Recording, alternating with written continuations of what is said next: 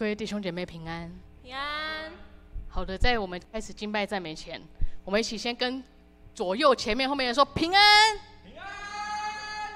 再一次，平安。呀，我们一起自己站起来赞美他，一起拍手。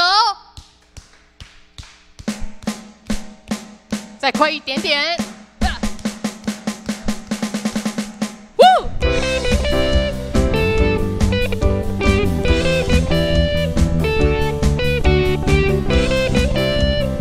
配得我们赞美，配得我们称颂他的名的，我们一起来唱。早晨夜晚，听你声音，敬拜的歌，唱给你听，不论的事或不的事，我们一起拍手。我要。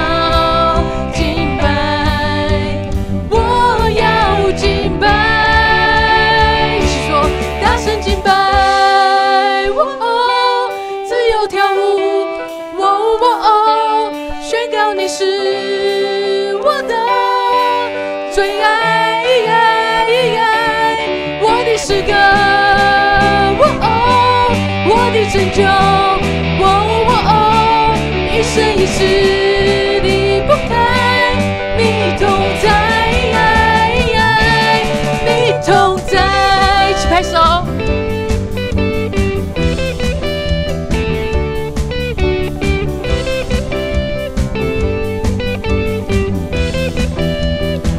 早晨夜晚，早晨夜晚，听你声音，敬拜的歌，我唱给你听，不论的事或不的事，我要敬拜，我要敬拜，我们一起来跳舞赞美他。我大声敬拜，只有跳舞，我的诗歌，最爱，我的诗歌，我的拯救，一生一世离不开你同在。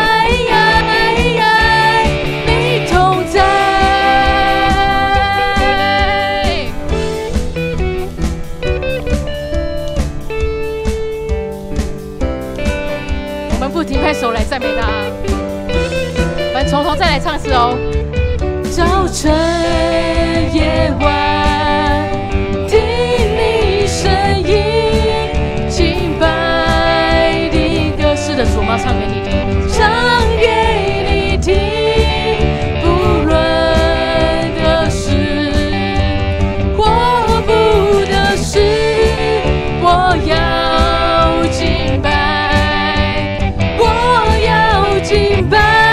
一起来说，大声敬拜，我大声敬拜，嘿，宣告你是我的最爱，我的诗歌，我的拯救，一生一世离不开你同在。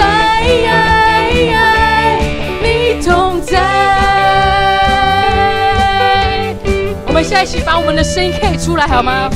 一起来哦！嘿，嘿，嘿，嘿，嘿，嘿，再大声一点！嘿，嘿，嘿，嘿，嘿，嘿，嘿，嘿，我们用嘿的声音来赞美他。嘿，嘿，从日出之地到日落之处，诸天要赞美，众生要欢呼。从日出之地到日落之处，诸天要赞美，众生要欢呼。我们一起来唱，大声敬拜我。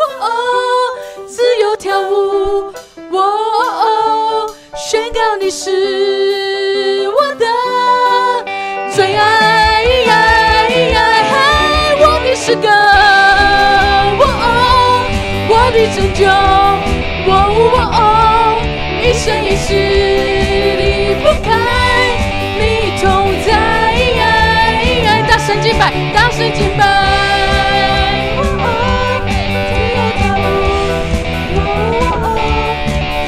你是我的最爱，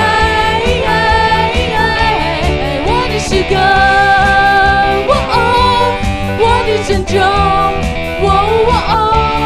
一生一世离不开你同在，大声敬拜，换你们，自由跳舞，宣告你是，我们一起来宣告，他是我们的最爱，最爱，我的诗歌，我的诗歌，我的拯救，一生一世离不开你同在，你同在。是的，爱我们的主，与我们每个弟兄姐妹同在。最后，我们一起来说大声敬拜，好吗？一起说，大声敬拜，哈利路亚！我们将掌声献给爱我们的主，然后我们不停止拍手来赞美他。主耶稣，谢谢你创造我们每一个人。我们知道，我们能够在这里不是偶然的，也不是临时的念头，他对我们每个人都有他的计划。你创造我时有独特目的，无人代替完美的设计。虽然有时候会走小岔路，每个年日你都必救赎。在基督里，在基督里，一切旧事都变新，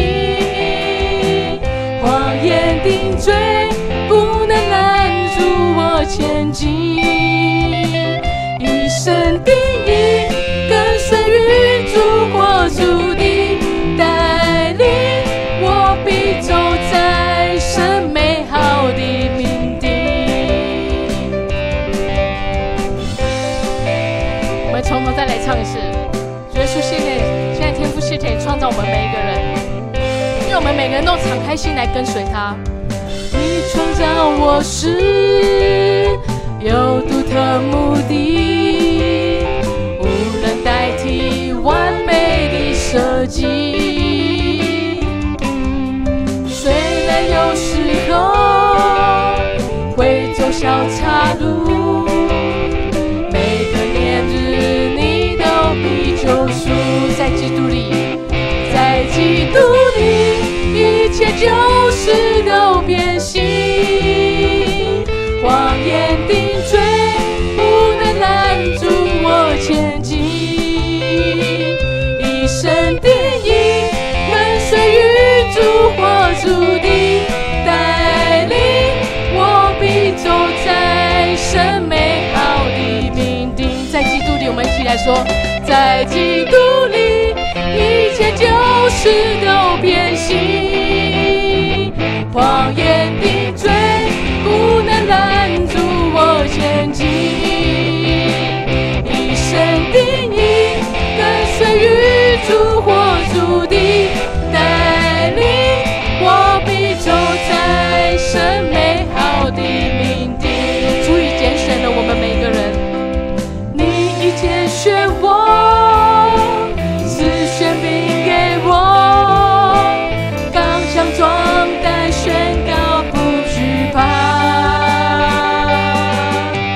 我是神的义，我们是被爱的，我是被爱的，每个呼吸归荣耀给你。你已拣选我们，再一次说他，你拣选我们，你拣选我，赐权柄给我，刚强壮胆宣告不惧怕。我们都是被他爱的。我是神的义，我是被爱的，每个呼吸归荣耀给你。在基督里，一切旧事都变新，谎言定罪不能拦阻我前进。一生定义，一生定义，跟随与主或主的带领，我必走在神美好的命定。我必走在神美好的命定。我必走在神美好的命定。我必走在，我们一起来说。我必走在神美好的命定。哈利路亚！我们一起来举起我们的心。我凭着信心领取你丰盛的应许，世界也不能夺去神美好的旨意。我凭着信心领取你恩典永不止息，看见美好应许成就，荣耀全都归于你。我们一起来唱。你仰脸保守你所爱的，你护庇永远不离不弃，你将我宠于你的pomo器，放我在你的手心。我凭着信心，我凭着信心领取你丰盛的应许，世界也不能夺去神美好的旨意。我凭着信心领取你恩典永不止息，看见美好应许成就，荣耀全都归于你。你仰脸保守你所爱的，你护庇永远不离。我们这首歌大家都很熟了，我们可以把我们的右手放在我们的心上面，放在我们的右边心上面。我们谢谢爱我们的主，他永远对我们都是不离不弃，他在我们的生命中有美好的计划在我们的里面。我们要凭着信心领取。我凭着信心领取你丰盛的应许，世界也不能夺去神美好的旨意。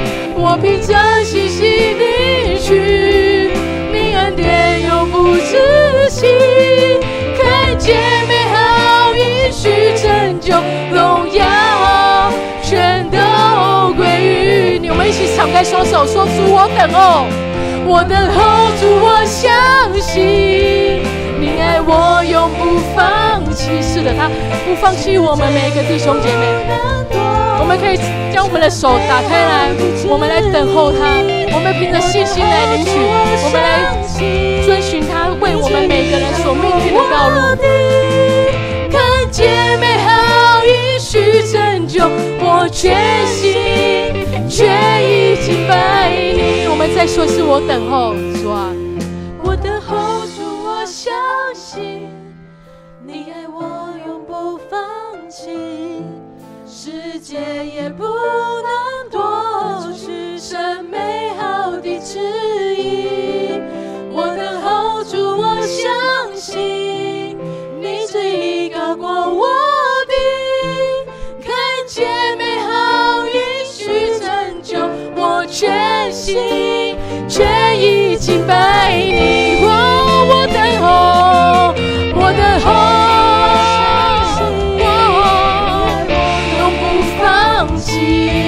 世界也不能夺去神美好的旨意。我等候主，我相信你旨意高过我的，看见美好应许成就，我全心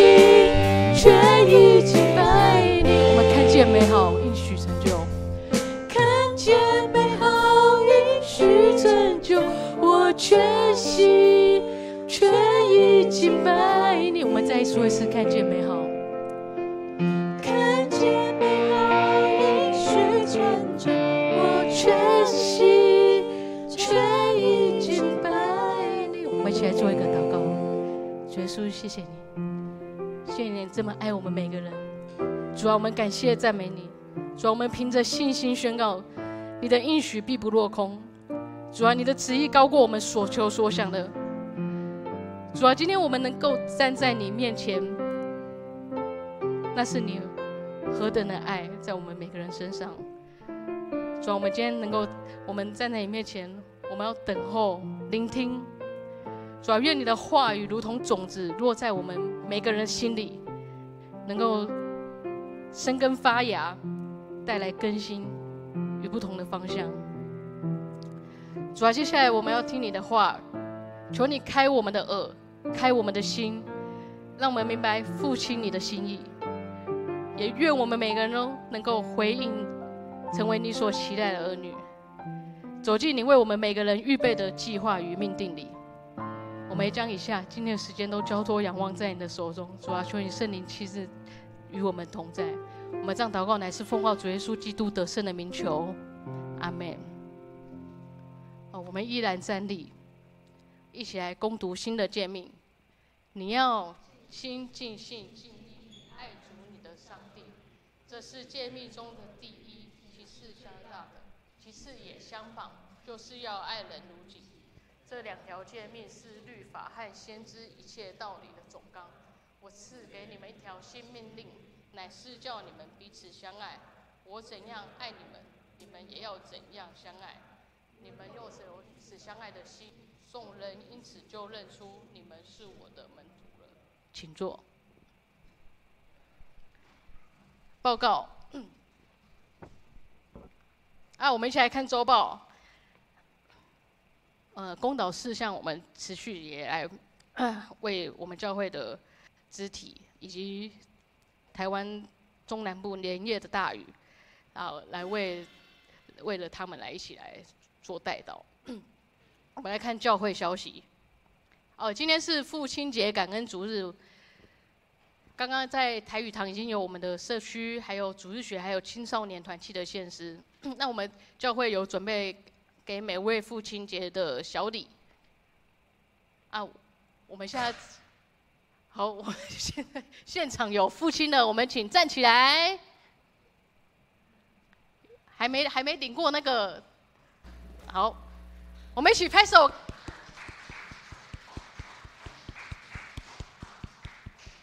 好，我们看来等一下我们会清唱，所以大家的会后诗回应诗，我们都要用力的唱，因为鼓可能已经瓦解了，但是我们要用拍手跳舞来赞美，击鼓跳舞赞美他好，没关系，大家先不要理会这里，我们来继续看教会消息，来看周报那个大家看第二点，8月5号，我们台北中会中区牧者领袖分享会，2位牧师前往参加在北门教会。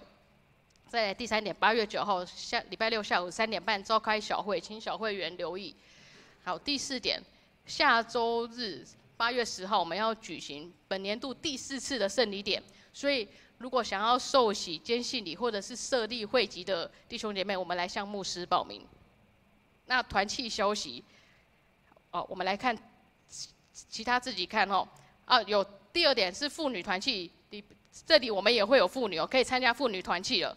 那我们8月9号礼拜六下午3点，妇女团契的聚会是心灵课程，讲员蔡文丰老关怀师。再来看第3点，8月16、17是青少年团契里的夏令营，地点在宜兰。那我们肢体消息跟教界消息自己的，还有奉献明信，我们就来看自己来看那我们来看一下今天的奉献，我们请司献的同工。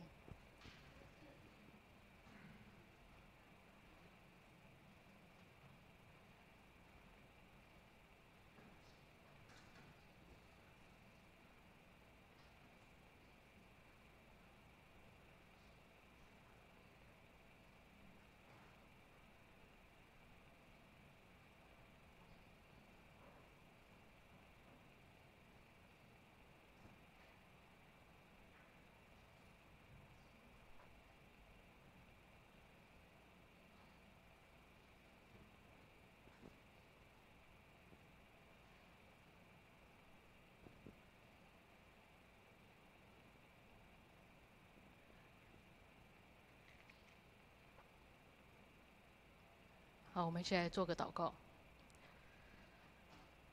亲爱的天父，我们感谢你，你是慈爱的，是信实的。主啊，你的眼目从来不离开我们。主啊，你不看外貌，而是看见我们里面的潜力和命定。主啊，我们今天能够站立在你面前，不是靠自己的条件，而是凭着你的拣选与恩典。今天对我们来说，不只是一场礼拜，而是能够再一次回到主你的面前，回到父亲的心意中。主啊，我们愿意敞开心，渴望听见你的声音，让你的话语引领我们的生命进入你美好的旨意。主啊，我们相信每一位在这里的弟兄姐妹，在你的心中都有一个独特的位置和计划。主啊，愿你的圣灵亲自动工，在我们的生命里眺望信心，恢复身份，让我们从心里回应你对我们的呼召，勇敢走进你丰盛的旨意里。主啊，我们也愿意用我们奉献来回应你的爱，求你悦纳我们手中所献上的，不论是金钱、时间，或是我们每个人的心，都愿能够成为你国度的器皿。愿你使用这一切，也愿更多人认识你的爱，也让我们能够在生命中回应更靠近你的心意。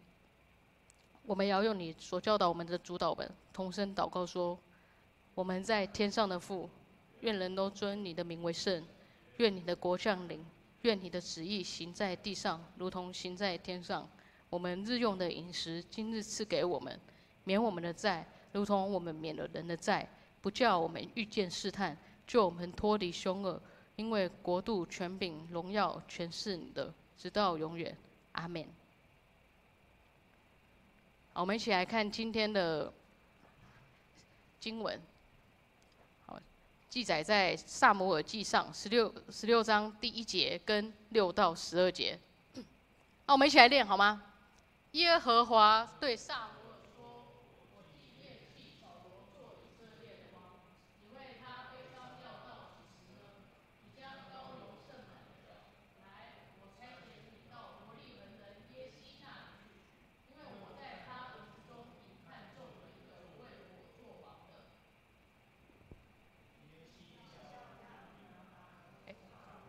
第6节。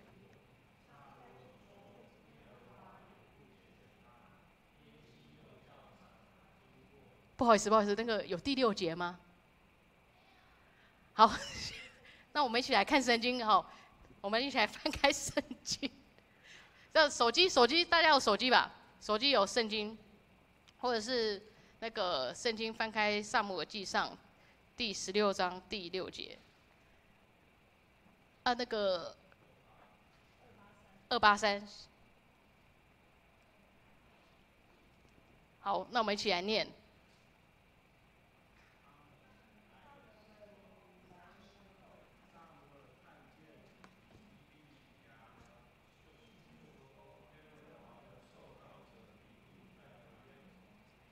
耶和华却对撒母耳说：“不要看他的外貌和他身材高大，我不拣选他，因为耶和华不像人看人，人是看外貌，耶和华是看内心。”耶西叫亚比拿达从撒母耳面前经过，撒母耳说：“耶和华也不拣选他。”耶西又叫撒玛经过，撒母耳说：“耶和华也不拣选他。”耶西叫他7个儿子都从撒母耳面前经过。撒母耳对耶西说：“这些都不是耶和华所拣选的。”撒母耳对耶西说：“你的儿子都在这里了吗？”他说：“还有一个最小的，看哪，他正在放羊。”撒母耳对耶西说：“你派人去叫他来，他若不来这里，我们必不坐席。”耶西就派人去叫他来，他面色红润，双目清秀，容貌俊美。耶和华说：“起来，膏他，因为这就是他了。”今天牧师讲到的题目是为父的心。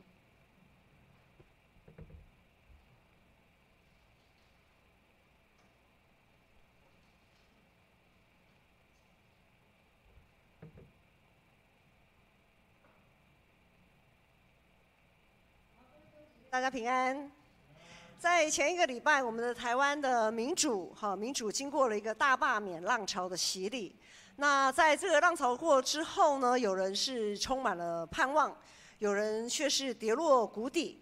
然而，身为基督徒的我们所当留意的，在面对这些现象的时候，我们所留意的并不是某一个政党的胜利或失败，而是上帝的心意。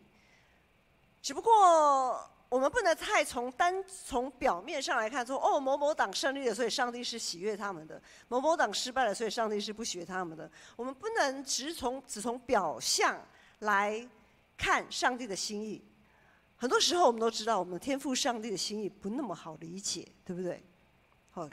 有时候真的是看不太懂，甚至有的时候，我们会对上帝的心意产生极大的误解。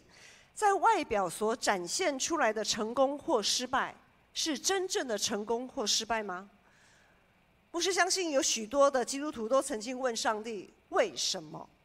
有的时候上帝会回应我们，他会给我们回答，但是问题就在于上帝的回答是不是我们心里想要的那个答案。就拿扫罗的例子来看，扫罗被上帝拣选，被上帝拣选好不好？你觉得被上帝拣选是不错，还是我觉得被上帝选中真的是找麻烦呢？上帝在找我麻烦，会不会有时候会觉得千万不要被上帝选？好，比如说我们紧接着在10月份就会有那个团契会长的改选。好，团契会长改选，有的人是非常的有预备心，预备好我要来，如果有选我当会长，我就好好的来做。有的人呢是能闪就闪，能躲就躲。我能不出席我就不要出席，因为想说我不出席应该就不会被选上，等等之类的。所以到底被上帝选上这件事情，到底是上帝在找麻烦呢，还是上帝要给扫罗他的生命能够有被调整的更好的机会？好，所以我们有的时候因为在服侍的过程，我们会难免会遭到质疑，就是会有一些不同的人会有不同的意见。那我们必须要把这些不同的意见、不同的看法，当作是圣灵的提醒。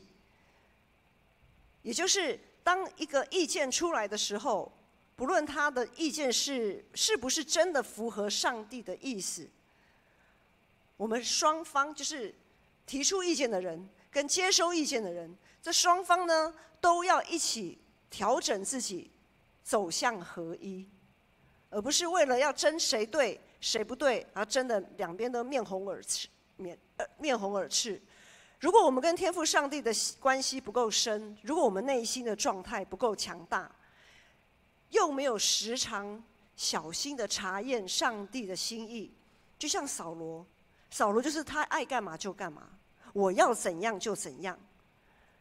所以当我们在过去这个礼拜在读经进度的过程当中，我们会发现他完全听不进别人的意见。当他的部队，当他带领的那些军兵，跟他甚至他的儿子约拿单在提出建议的时候，他就马上变脸，怒火中烧。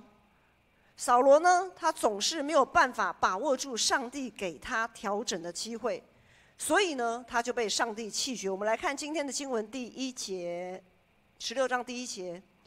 这里说，耶和华对撒母耳说：“我既厌弃扫罗做以色列的王，你为他悲伤要到几时呢？你将膏油盛满了脚，来呀，我差遣你到伯利恒人耶西那里去，因为我在他儿子中已经看中了一个为我做王的。”面对这样的一位君王扫罗，撒母耳的内心一定充满了许多的疑惑、不解，怎么会这样呢？怎么会这样呢？不是上帝你叫我去膏他的吗？怎么会现在是这个样子？这个国家未来会如何呢？已经年纪老迈、对上帝忠心的撒母耳，他虽然感到很气馁，很多时候我们在服侍的过程当中，可能也会觉得很气馁我都这么用心了，怎么还是这个样子？我为什么这么用心了，我还是没有看到一个好的结果？撒母耳他虽然气馁，但是他没有办法拒绝上帝的呼召，所以在这个时候，上帝出声了，他只能赶快调整自己内心的状态，然后带着盛满脚那个膏油，去伯利恒城去找耶西这户人家。这个先知撒母耳一进到伯利恒，城里的长老就马上出来迎接他，因为通常先知会出现的时候，就代表上帝要出手了，要么就是上帝差派先知说些什么，做些什么。所以呢，就好像我们在教会里，想说，哎呀，要牧师出面的时候，可能就是代志大条啊，就是事情闹得有点大，大到可能团契会长他自己没办法 hold 住，或者是长子也没办法 hold 住的时候，哎，牧师，跟来哦，赶快来，好，谁如何了，哪件事情怎样了，好，所以有的时候要牧师出面的时候呢，就代表有大事要发生。这个时候呢，这城里伯利恒城里面的众长老心里内心七上八下的。上帝现在派先知撒母耳来，一定老干那样哈，还派先知撒母耳来，现在是要来找麻烦呢，还是来给我们机会？这些长老带着忐忑不安的心，带着撒母耳就前往耶西的家。第6节到第10节，我们刚才那边没有看到，牧师来读。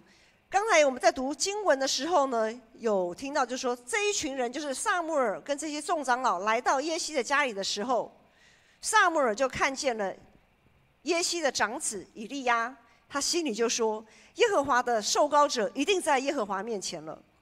那耶和华却对撒母耳说：不要只看他的外貌和他身材高大，我不拣选他。好，我不拣选他，因为耶和华不像人看人，人是看外貌，耶和华是看内心。然后耶西又叫了亚比拿达，就是他的第2个儿子亚米拿达，从撒母耳面前经过。撒母耳说：这个也不是。然后又叫了第3个儿子沙玛，撒母耳说：这个也不是。陆续的1、2、3、4、5、6、7个儿子都站在撒母耳的面前了，没有，都不是。好，刚才我们读的经文，大家还有印象？在旧约时代，长子啊。旧约时代的长子在家族中的地位是最被看重的，所有你能想象到的好处，都一定会给长子，而且是双份。长子比其他的孩子都多得一份。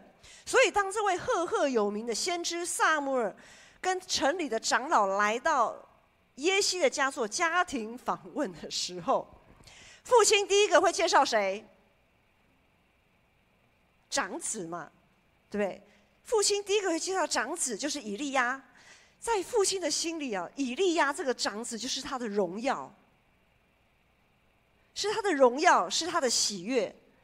那这件事情对先知撒母耳来说也是理所当然的事情。以利亚是耶西的长子，耶西这位父亲将他的长子好好的介绍给撒母耳啊，你看我这个长子，你看以利亚如何又如何。那耶西这个老爸呢，他在介绍以利亚这位长子的过程当中，他的心里啊，介绍完以后，他心里想什么？有期待什么吗？想象一下，当你的父母在把你介绍给别人的时候，讲的口沫横飞，然后你希望那个人讲些什么吗？哇，伯彦，看我们伯彦就是恩导啦，好英俊，好潇洒。好，然后又如何？我们宇翔呢？如何？小贾如何？对不对？好，一定是他很想听到撒母耳对耶西这个老爸，他很想听到撒母耳能够说：哇，对了，就是这个，看这个孩子，你这个孩子长得多好啊！这个以利亚赞。好，结果呢，其实撒母耳他也正准备要说些什么赞美的话的时候呢，这个时候上帝突然对撒母耳说：不要只看他的外貌和他身材高大，我不拣选他，因为耶和华不像人看人，人是看外貌，耶和华是看内心。这个外貌并不是说一个人的外表是不是长得英俊潇洒，我们上个礼拜有讲到嘛，好，什么韩星啊，他们追星族啊，都是要外貌协会嘛，都是要看外貌这样子，五官端正，颜值很高这样子。这个外貌呢，指的是这个人的外在表现。比如说，以我们现在人来讲，就是学经历啦。就是哇，你的学校啊，读啊，哪间学校毕业的啊，如何，然后你出社会以后啊，你的经历啊，如何的丰富等等的，是指，然后你有多少都会弹钢琴啊，都会打鼓啊，都会弹吉他、贝斯啊，这种外在的一些表现，或者是体育健将等等之类的。这个外貌指的就是这些。但是上帝的意思是，不要只看这个人所能展现给大家看的那个部分，而是要看他的内心是不是足够的强大。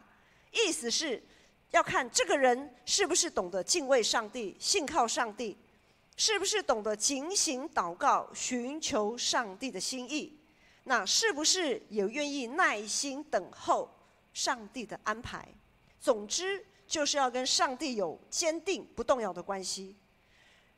上帝都出生了嘛，撒母耳本来那个赞美的话要出口，又硬给他吞下去。他硬吞下去，他原本要对耶西这位父亲说的话。先知撒母耳心里想啊，不是长子，那应该是第二个吧？毕竟以色列的先祖以撒跟雅各也算是他们老爸的第二个小孩，对不对？好，就是在他们的生理上。是以撒跟雅各也算是次子，就是第二个孩子。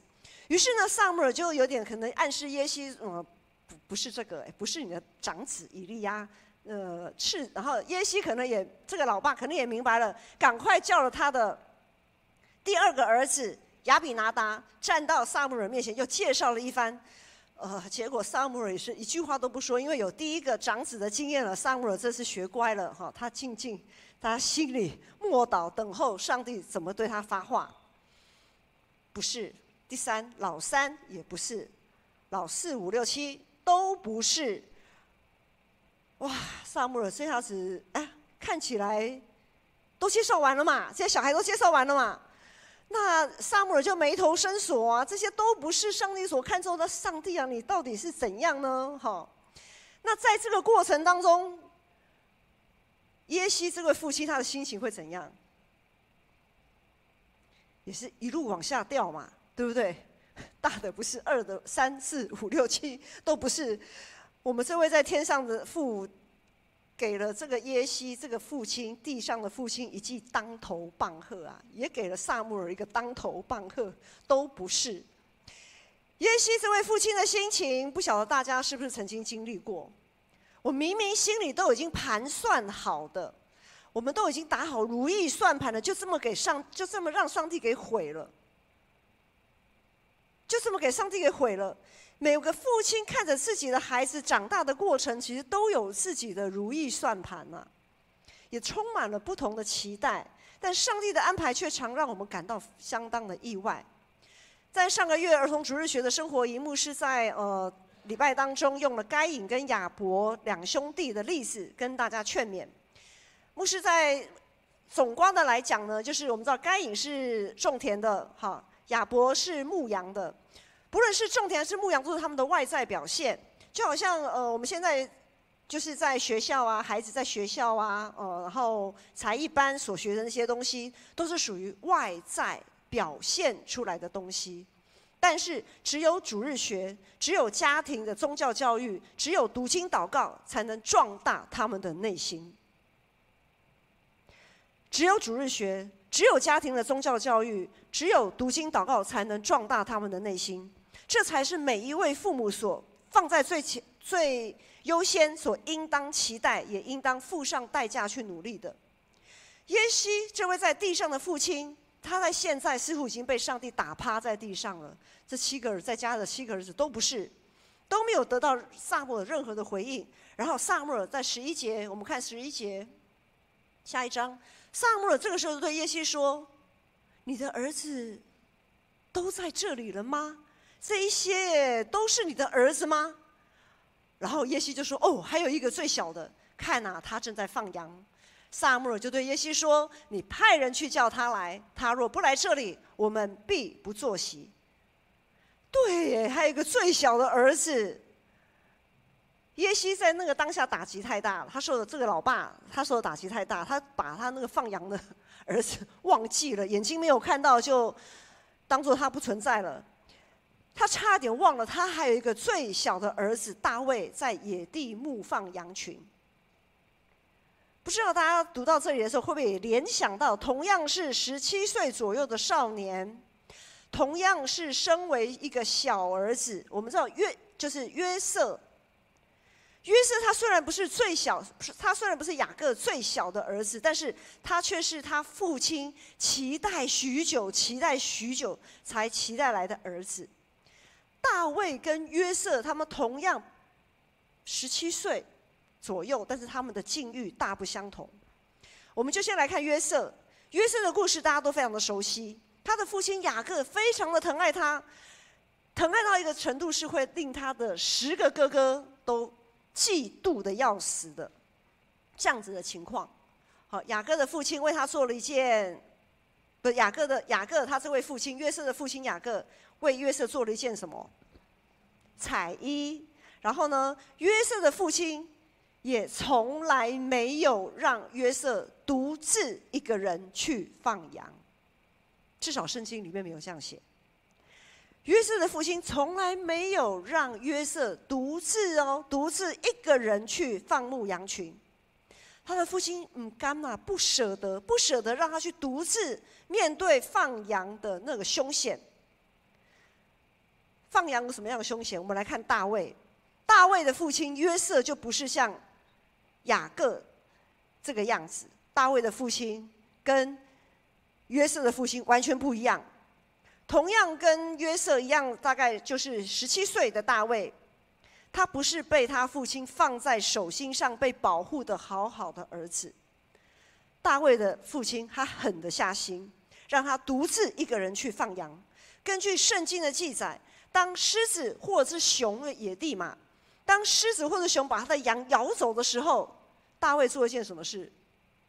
他不是说咬走，好，赶快走，你有的吃就好，我们这边另外这一群安全就好。不是，大卫还去追耶，大卫去追那个熊或者狮子，去打他们，然后把羊呢从他们的口里救出来，甚至还把熊跟狮子给打死，这样子。强不强？17岁，很强吧？这个大卫的父亲耶西知不知道在野地会有这种危险？当然知道啊，当然知道我的孩子可能会碰到狮子，会碰到熊。你看雅各都不敢让他的儿子约瑟去，自己一个人去，都要揪团一起去。可是大卫的父亲没有这样子。不论是被宠爱的约瑟，还是被放生的大卫，即使他们的成长背景以及所得到的期待完全不同，但是天上的父上帝却给他们一个最珍贵的礼物，那就是上帝他自己。经由撒母耳的提醒，耶西这位父亲赶紧差人去把大卫给叫回来，把那位不在耶西心里推荐名单里面的那一位小儿子给叫回来。12节，我们看12节说，耶西就派人去叫他来。大卫就是他就是大卫，面色红润，双目清秀，容貌俊美。耶和华说：“起来，膏他，因为这就是他了。”大卫的面色红润，双目清秀，容貌俊美。我们单单从这个文字上的叙述来看，或许我们也会问说这不也是在讲外表吗？面色红润啊，双目清秀，容貌俊美，这不也都是外表吗？其实这在希伯来原文，面色红润是代表他不是说好像有化妆啊，或我们运动完不是都会满脸通红吗？就是不是指这样子的。这个面色红润代表他整个人精气神十足啊，非常有精神。好，那双目清秀呢，也不是说他是单眼皮还是双眼皮啊，或者是瞳孔或者是那个黑眼球比较大啊，还是怎么样的？不是的，双目清秀表示他眼光如炬，炯炯有神。好，不是像牧师这样子，又是近视眼，然后又是老花眼的这样子看远呢也看不太清楚，看近呢也很吃力这样子。绝对不是这样。好，那容貌俊美，在原文中的这个容貌所指的是内在，他内在的品质的外在表现，就好像我们常常会说，某某人看起来很有气质的这样子的意思。因此呢，整个对这一整段第12节对大卫的形容，就是指大卫的身心灵都很健壮，他的内心状态。于是撒母耳在大卫的父亲跟他的兄长面前高立大卫成为下一任的以色列的君王。上帝的意念果然高过人的意念，上帝的道路也高过人的道路。虽然我们都知道，在大卫正式就任君王之前，还有许多的硬仗要打，因为上帝还要继续磨练他，继续进一步的雕塑他，锻炼他成为一位合神心意的人。约瑟跟大卫这2个青年，他们都有各自不同的际遇，就是他们的父亲对他们在他整个成长还在父亲的羽翼下的那个时候，有各自不同的来自父亲的教养跟期待，但是他们都经历过亲近他们的人的背叛，他们都经历过人的背叛，也经历过生离死别，经历过许多身心灵上种种的压力跟冲击。然而当他们正在经历这一切的时候，当他们离开父亲自己去闯荡的时候，他们在地上的父亲对他们所碰到的这些困难完全无能为力，完全无能为力，远水救不了近火。约瑟的父亲雅各甚至于都不知道约瑟在埃及发生这些事，就以为反正他就死了。那大卫呢？当大卫面对狮子跟熊来咬他的羊的时候，大卫的父亲不知道啦，他可能在家泡茶也不一定。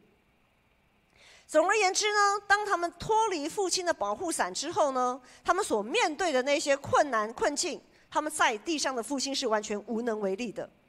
还好他们有天上的父亲，还好他们有一位全知全能在天上的那位父亲成为他们的依靠，让他们的内心即便在低谷在软弱的时候还可以再一次的强大，能够在各种逆境当中走出一条属于他们自己的路，也就是天父上帝为他们所安排的道路。今天是父亲节感恩礼拜，相信每一位父亲或者是我们有父亲的弟兄姐妹们，每一位父亲都有对子女不同的期待，但是我们一定要记得一件事情，就是上帝所赐给我们的产业，也是我们的孩子，它不是属于我们自己的，而是属于上帝的。我们只是受托付暂时管理教导他们。既然我们是受托的角色，我们就不能喧宾夺主，我们不能用这个世界的价值观，不能用这世界看为好的方式去教养他们，而是要以上帝的心意去期待，用上帝的喜悦去教养他们。在孩子渐渐长大成人的时候，当然我们要学习放手，引导他们走向上帝的道路。大家应该在座的应该都离开父亲的保护伞了嘛？好，都已经成年人了吧？这样看过去，小雨还没有，不好意思。好，都几乎大部分好，我们都已经18岁，都成年了，这样子。好，就是我们也要让我们的父亲学习怎么样去放手。或许有的时候我们会觉得上帝是在给我们找麻烦，我明明想要这样子，为什么上帝总是一直拦阻，一直拦阻？我明明想要这样，可是为什么上帝总是一直破坏我的计划？要知道，其实这一些都是上帝给我们一个机会，是上帝要透过这一些机会、这些现象，将我们生命当中那些他所不喜悦的部分给修剪掉的一个好机会。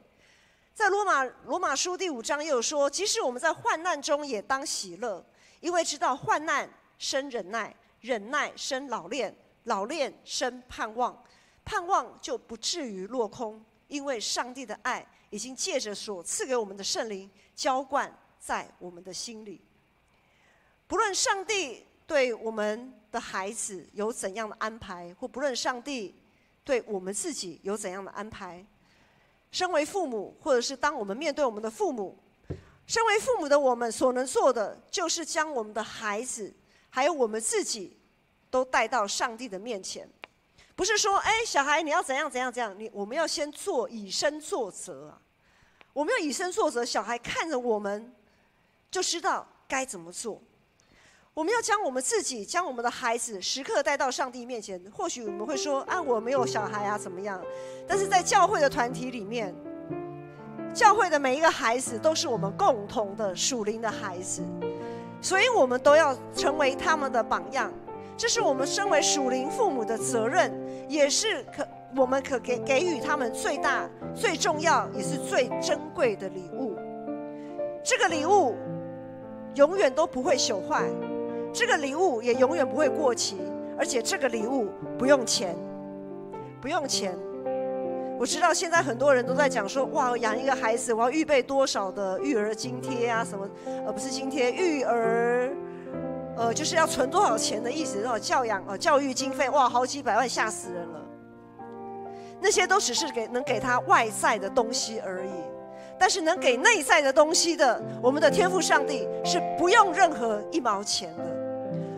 而这样子的一个最重要、最宝贵的礼物，是可以让你的孩子，也让我们在面对未来更长远的人生的道路的时候，可以成为他们内心强大的力量，就像大卫这样子。愿我们能够将这份礼物，能够好好的深藏在我们自己每一位父母的心中，也能够把这么好的一个礼物，好好的送给我们的孩子们。我们一起来祷告，唱这首诗歌。上帝丰盛的应许，愿我们每一个人我们一起起立唱这首诗歌。愿我们都能领受上帝丰盛的应许。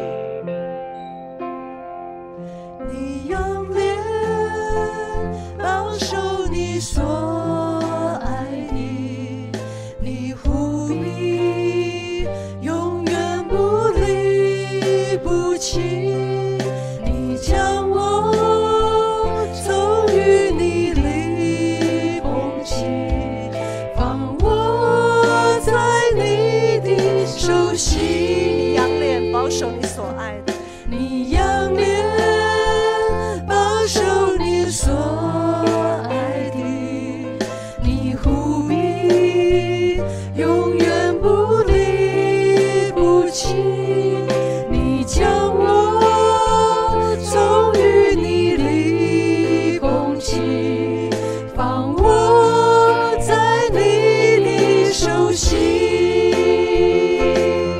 我凭着信心领取你丰盛的应许，这世界不能夺取神美好的旨意。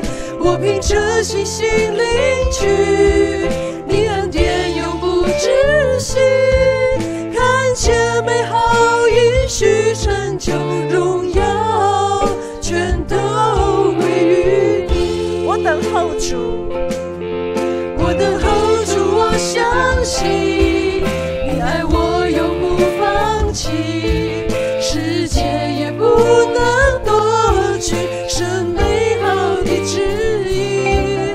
我等候主，我相信你是依靠过我的，看见美好应许成就，我全心全意敬拜你。弟兄姐妹，牧师这个时候邀请大家来做一个祷告。如果你已经是个父亲，或者是即将为人父，我们要在我们的主上帝的面前，我们要来立志，我们要用我们父上帝的心意来养育、来期待我们的孩子。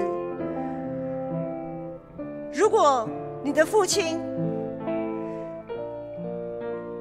对你而言是个灾难，他并没有在你需要他的时候来保护你、照顾你，我们依然要献上感谢。我们要感谢主，因为我们有一位父上帝。这位父上帝对你的心意是特别的，虽然很多时候我们不懂为什么别人的父亲都可以这么的好，而我的父亲却对待我如此。很多时候我们不懂，但是天父上帝已经把更多、更宝贝、更重要的福分都赐给你了。我们要这样子的相信，我们要为我们那位让我们觉得作难的父亲祷告，我们要为他祷告，因为他的心，因为他可能还不认识上帝，他的心还没有被上帝触摸，他也是一个需要爱的人。我们要为我们自己的父亲祷告，我们要为我们身为即将成为父亲的祷告，我们一起来为我们的父亲来祷告，我们一起开口来祷告。爱我们的父神，我们感谢你，谢谢你赐给我们在地上都有一位父亲可以保护我们、照顾我们。求主让我们可以在我们父亲的教导底下，让我们可以走属天的道路。主，若我们的父亲不是这样子的恩待我们，但是主，我们恳求主你，赦免我心里对我们父亲的不能无法的谅解。主啊，求你让我可以。有那个爱的力量，来自于你爱的力量，能够原谅我的父亲加诸在我身上的一切。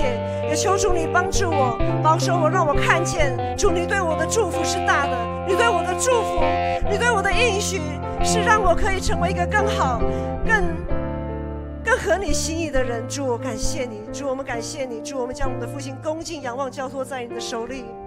主，谢谢你，谢谢你宝贵的应许。谢谢你的宝贵的应许，谢谢你总是将我从淤泥里捧起，谢谢你保守我们所爱的，不论是我们自己还是我们的父亲。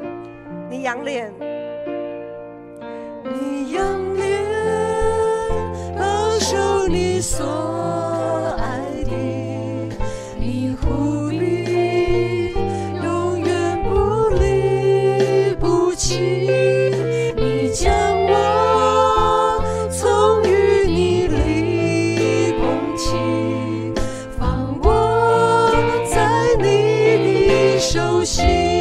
我凭着信心来领取，我凭着信心领取你丰盛的应许，世界也不能夺取神美好的旨意。我凭着信心领取你恩典永不止息，看见美好应许拯救荣耀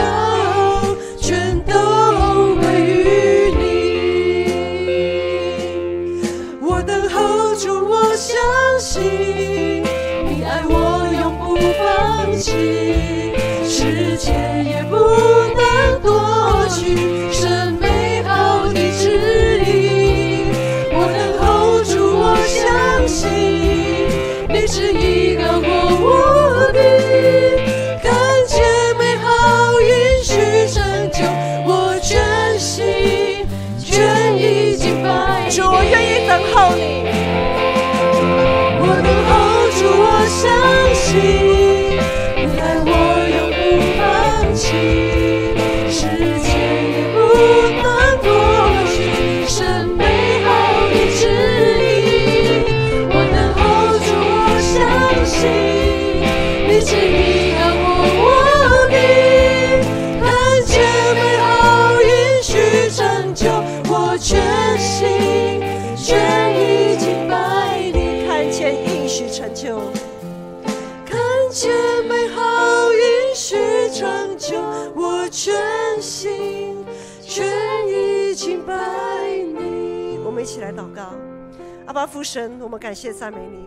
虽然很多时候我们不太清楚你的旨意是什么，但是主，我们愿意用我们的信心来相信主，你的旨意永远高过我们的旨意，你的道路永远高过我们的道路。我们主，我们谢谢你，谢谢你这样子保守看顾我们。愿我主耶稣基督的恩惠、天父上帝的慈爱与怜悯、圣灵的扶持与帮助与你们众人同在，从今时直到末了。阿们。我们一起来唱会后诗，一起拍手。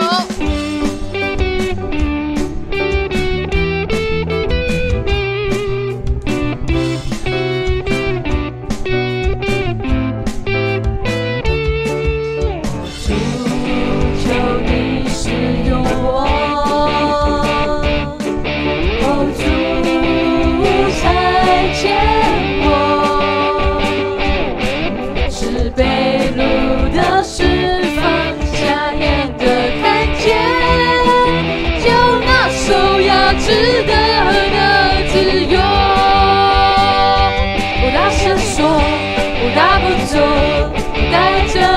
所赐的力量，勇敢地面对每天的不一样。每天走回家，有主同行，我不害怕，我要去传扬，每天都说哦哈利路亚，哦哦哦哦哦哦，再大声一点，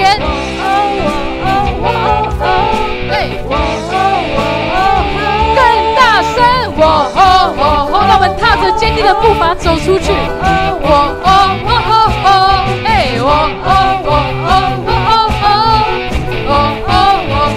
我邀请各位弟兄姐妹，我们大家一起跳起来好吗？大声说，嘿，不走，嘿，带着主所赐的力量，勇敢地面对每天的不一样。再一次，每天，嘿，走回家，嘿，有主同行，我不害怕，我要去传扬，我每天都说，每天都说，哦，哈利路亚。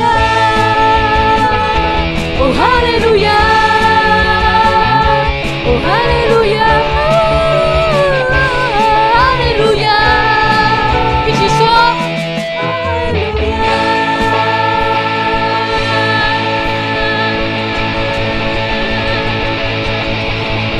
我们跟旁边的人说我爱你，好不好？来，我们一起来说我爱你，我爱耶稣，谢谢，我们华语堂到这里结束，我们彼此问安，请后。